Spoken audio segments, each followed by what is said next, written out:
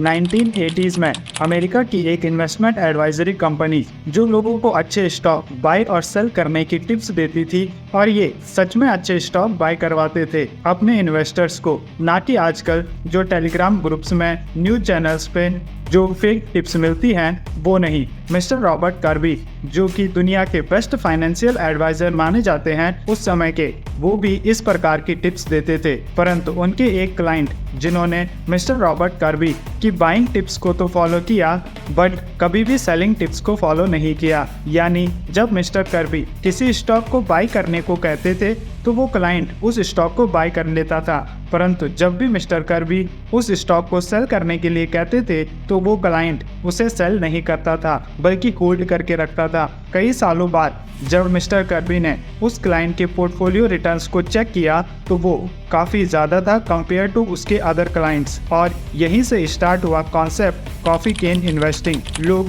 अपने important documents, bonds, papers, पैसे coffee केन में रखकर उसे भूल जाते थे जब तक कि उन्हें उसकी दोबारा ज़रूरत ना पड़े। वहीं से ये नाम कॉफ़ी केन इन्वेस्टिंग मिस्टर कर्बी को सूझा। इस इन्वेस्टमेंट स्टाइल में हम अच्छे स्टॉक्स को बाय करेंगे परंतु उन्हें एक लंबे टाइम पीरियड तक सेल नहीं करेंगे, और ये टाइम पीरियड अप्रॉक्स 5 से 10 साल का होगा। और यहाँ पर ध्यान देने वाली बात है, मैंने अच्छे स्टॉक्स की बात की है क्योंकि अगर आप कचरा खरीदोगे तो 10 साल बाद आपको कचरा ही मिलेगा।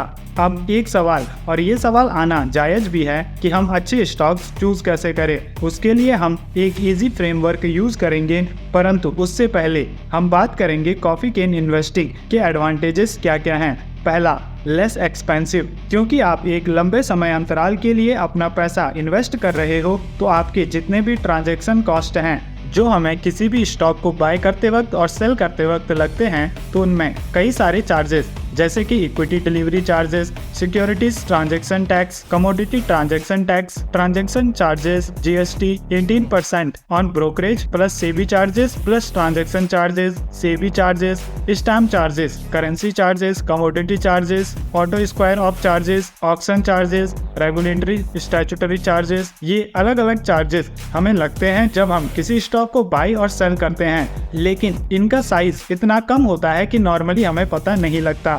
0.05%, 0.01% इस तरीके के चार्जेस। परंतु अगर हम एक लंबे समय तक इस तरीके के चार्जेस को पे करते हैं तो इससे जो हमारे एक्सपेंसेस हैं वो काफ़ी ज़्यादा बढ़ जाते हैं, और हम स्टॉक मार्केट में इन्वेस्ट करते हैं पैसा बनाने के लिए ना कि गंवाने के लिए, जिसमें ब्रोकरेज चार्जेस, जीएसटी, प्रॉफिट पर 30% टैक्स, इस तरीके के जितने भी ट्रांजैक्शन कॉस्ट होते हैं वे नहीं लगते, जिससे कि आपके लिए ये कम एक्सपेंसिव हो जाता है। दूसरा, बेटर रिटर्न्स, जैसे कि हमने वीडियो की स्टार्टिंग वाली स्टोरी में भी देखा, अगर आप केवल अच्छे स्टॉक्स को बाय करते हो और लंबे टाइम पीरियड के लिए उन्हें होल्ड करके रखते हो तो आप इजीली मार्केट को बीट कर सकते हो।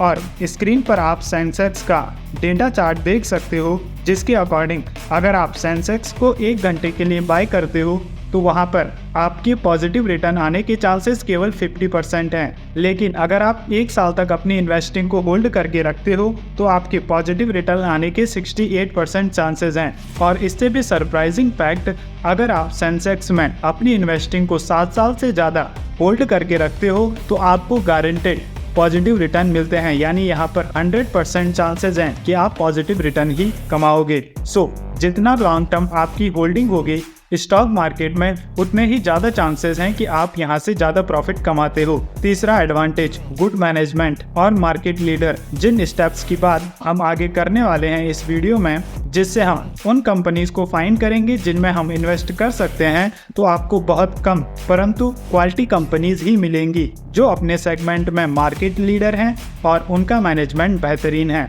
एडवांटेजेस जानने के बाद अब बात करेंगे कॉफ़ी केन इन्वेस्टिंग फ्रेमवर्क की, जिसमें टोटल 5 फिल्टर्स हैं जिनका यूज़ करके हम बेस्ट कंपनीज चूज़ कर सकते हैं और इन कंपनीज में अपनी इन्वेस्टिंग कर सकते हैं। Filter number 1, company should exist for more than 10 years. किसी भी कंपनी को एनालाइज करने के लिए हमारे पास उसका डेटा होना जरूरी है, और अगर कोई कंपनी 10 साल से ज़्यादा मार्केट में है तो हमारे पास उसका पिछले 10 सालों का डेटा होगा। प्लस कंपनी सस्टेनेबल है जो लंबे समय तक टिकेगी। सो कंपनी कम से कम 10 साल पुरानी होनी चाहिए और ये पहला फिल्टर है जो आपको यूज करना है किसी भी कंपनी में इन्वेस्टमेंट करने से पहले। Filter 2, sales growth. Coffee Can Investing book के अकॉर्डिंग कंपनी पिछले 10 सालों में हर साल 10% से अपनी सेल को ग्रो कर रही हो, जिसे हम रेवेन्यू ग्रोथ भी कहते हैं। अगर किसी कंपनी को लंबे समय अंतराल तक टिकना है तो उसका प्राइमरी फैक्टर है कि उसका रेवेन्यू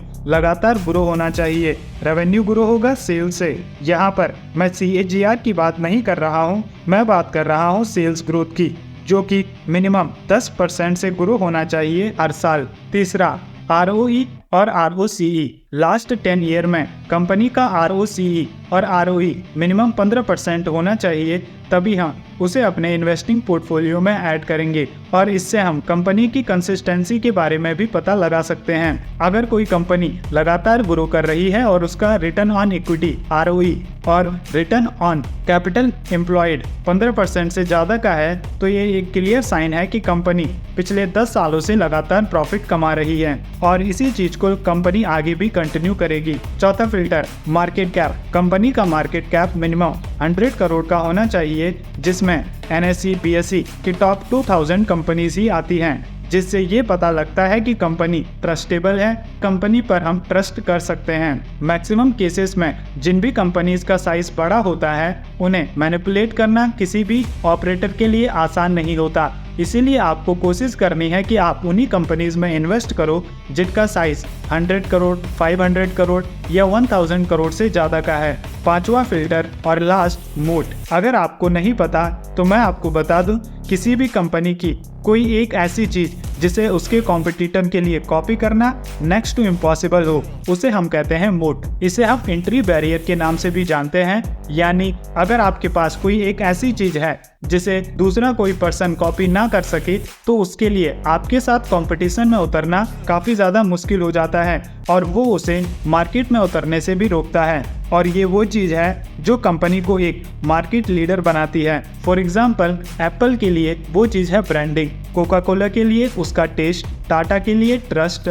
इसी प्रकार से हर सक्सेसफुल कंपनी के पास एक मोट होता है जो उसे बाकी कंपनी से अलग करके एक मार्केट लीडर बनाता है। जो ये 5 फिल्टर्स का फ्रेमवर्क है, उसे यूज करके आप 10 से 15 कंपनीज चूज कर सकते हो, जिनमें आप आने वाले समय में इन्वेस्ट करके बेहतरीन रिटर्न कमा सकते हो। अगर आप चाहते हो मैं आपके लिए ये काम करूं, तो आने वाले समय में मैं एक वीडियो बनाऊंगा जिसमें मैं आपको 10 से 15 कंपनी सजेस्ट करूंगा जो कि कॉफी कैन इन्वेस्टिंग के इस फ्रेमवर्क को पूरा करती है। अगर आप उस वीडियो को मिस नहीं करना चाहते तो चैनल को सब्सक्राइब करने के बाद उसके सामने वाला बेल आइकन जरूर से हिट करें। इस वीडियो में जो भी बातें मैंने आपको बताई वो बताई इस बुक से, जिसका नाम है Coffee Can Investing by Saurabh Mukherjee. इस बुक की लिंक आपको डिस्क्रिप्शन बॉक्स में मिल जाएंगी, वहां से आप इस बुक को बाय कर सकते हो। और अगर आपको जानना है किस प्रकार से वॉरेन बफेट किसी कंपनी को फंडामेंटली एनालाइज करते हैं, तो उस पर हम पहले ही एक वीडियो बना चुके हैं, जिसे आप यहाँ पर क्लिक करके देख सकते हो। मैं मिलूंगा आपको उसी वीडियो में,